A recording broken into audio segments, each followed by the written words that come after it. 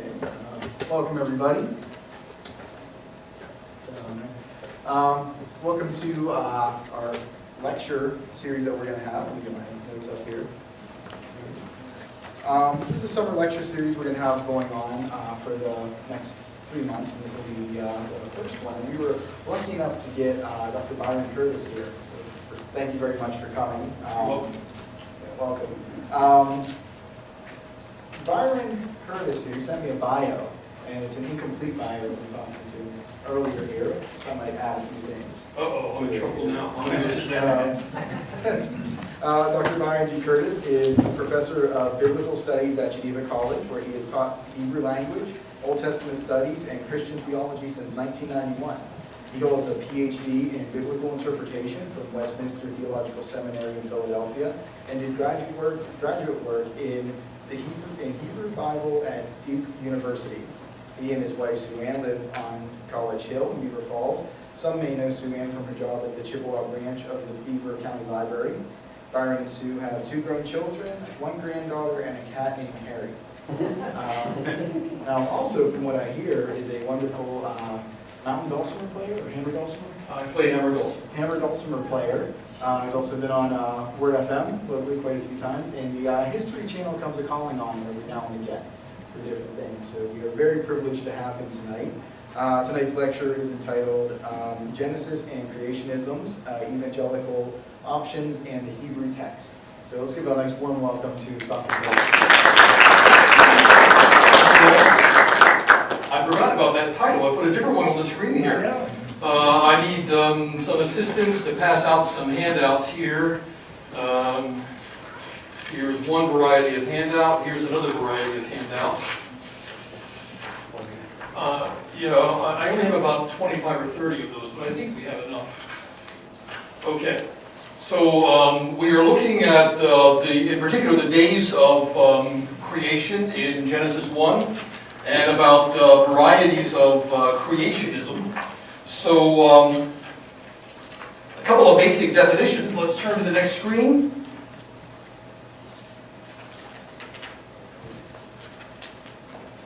Okay, creationism. And here a basic definition is the claim that the universe was formed by a miraculous act of God out of nothing. No prior energy, no prior matter, out of nothing. The theologians call that ex nihilo. If you annihilate something, you bring it to the nihil, you bring it to the nothing. Nihilo is nothing. So ex nihilo is the phrase the theologians have used for quite a long time. And we also say that God created the world by divine fiat. Fiat does not in this case mean a nice Italian sports car. God might like Italian sports cars, I don't know. He does revel in things that are excellent. But fiat means command. So creation is ex nihilo, out of no prior existing matter or energy, and by divine command. So when we say creation, we, at least if we're speaking in the tradition of Christianity, we say that by omnipotent power, God commanded, and the universe was. We get this idea, of course, most clearly out of Genesis 1, the 3rd or 4th verse, where God says, Yehi or, let there be light. And the text then says immediately, and there was light. Haya or is the word for light. So the universe was made out of nothing by a miraculous act of God. And by creationism, we also mean that the various forms of life were made by miraculous acts of God, rather than evolving over, say, millions of years of time. So those two aspects together make up the definition of what theologians call creationism. So the universe formed out of nothing, and the various forms of life by miraculous power. A couple more definitions, next screen. And we are here talking about 2 basic varieties of creationism. One is called young earth creationism, or YEC, and the other is called old earth creationism, or OEC. And with the young earth creationism, this is the kind that has become very popular in the last 30 years or so. It's the claim that God has made the universe in the relatively recent past. Young earth creationists tend to date the universe in the world as no more than 10,000 years before the present. Maybe as little as 6,000 years before the present. And this is a traditional Christian view.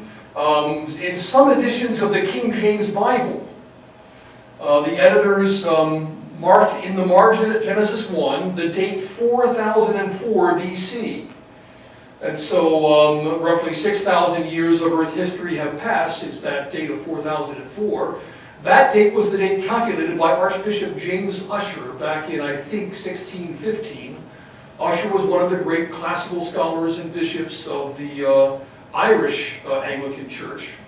And Ussher published in 1615 one of the major chronologies of world history.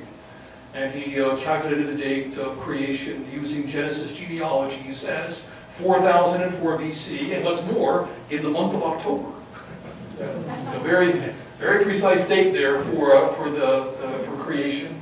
And many creationists today still follow something like Bishop Ussher's date.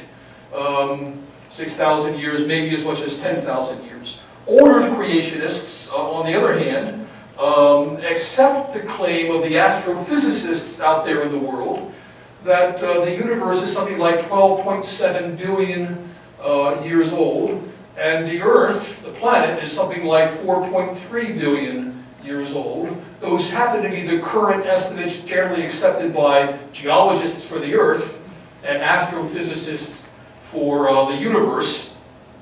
The farthest galaxies that we can perceive in venues like the Hubble telescope happen to be about 12.7 billion light years away.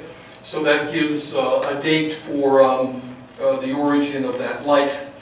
So Old Earth creationism accepts the findings of astrophysics, the general findings of astrophysics, and the general consensus of geologists, while young Earth creationists contest those claims rather vociferously. So there's a debate within creationism regarding the age of the Earth. One more slide. The new term here is concordism, and young Earth creationists and some old Earth creationists follow what's called concordism. And the general assumption in concordism is that God's book of nature and God's book of Scripture both have the same author. And so when both books are well understood, there is no contradiction. So those who hold that view are called concordists. And some creationists press concordism very far, so that we call it detailed concordism. Others press it not nearly as far. We call that general concordism. So different creationists favor one or the other. But the basic idea is that the book of nature is written by God. The book of Scripture also written by God. And so since both are from God, they cannot disagree when we understand them rightly. When we understand them rightly. Now, of course, we're fallen, right? It's a fallen world. And so the understanding of God's revelation and nature is impaired by the fall. Our minds don't operate the way they ought to. If our minds were operating properly, we would see creation as the testimony of God much more clearly, much more consensually. But the fall impairs our understanding of both Scripture and nature. Now, when we move to Genesis 1, the text says, "In the beginning, God." And the first verb of the Bible is the wonderful verb bara, which is translated create. No other subject receives that verb in the Hebrew Bible except for God himself. Only God does the work of baraing. And so bara is generally understood to mean create. Not to form out of something previously existing, but to create. Only God does the work of baraing. And so Bereshit bara Elohim, the first three words of the Bible. Bereshit, in the beginning. Bara, created. Elohim, the word for God. And in Hebrew, verbs tend to precede nouns. So we translate then, in the beginning, God created. Bara Elohim is the Hebrew order. God created the English order in the language. And